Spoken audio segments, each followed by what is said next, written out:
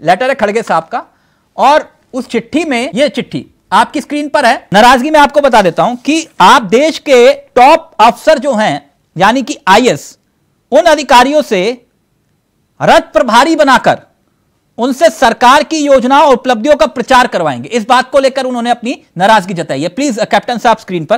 Captain साहब, तो यानी अब जो है सेना के बाद अधिकारी भी प्रचार करेंगे आपके लिए? सेना तीनों ही सेना स्वतंत्र होती है, वो किसी नेता के लिए, किसी के लिए काम नहीं करती है।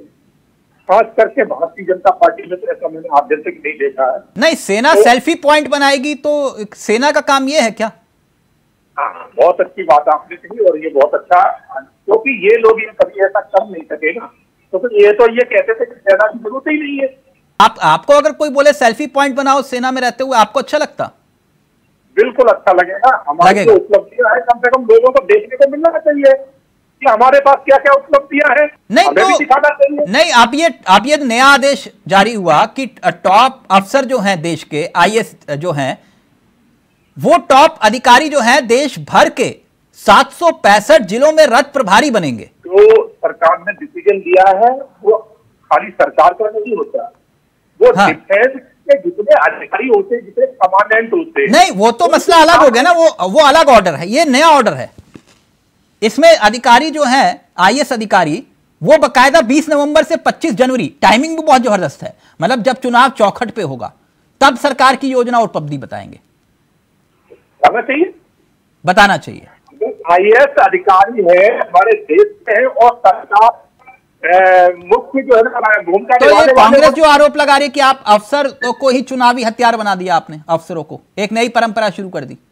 चावला जी, कांग्रेस ने कभी कुछ किया नहीं है, सत्यता ये है। हाँ। चावला जी थोड़ा मैं मुझे देना, जिसमें टोकना नहीं। देश आजाद हुआ था, नेहरू जी ने क्या कहा था कि हमें आर्मी की जरूरत नहीं, हम तो पुलिस से काम चला लेंगे। नहीं, आज नेहरू जी का मसला नहीं है ना। नहीं, वो तो पाकिस्तान अगर कश्मीर में अटैक ना करे तो ये तो समझते ही नहीं कि आर्मी की जरूरत क्या है। बहुत शर्म की बात है कि ये आज भाजपा जो है, भारतीय जनता पार्टी, इलेक्शन जीतने के लिए सारे देश के सरकारी तंत्रों का जो स्वतंत्र संस्थाएं हैं उसका प्रयोग कर रही है। बहुत शर्म की बात है।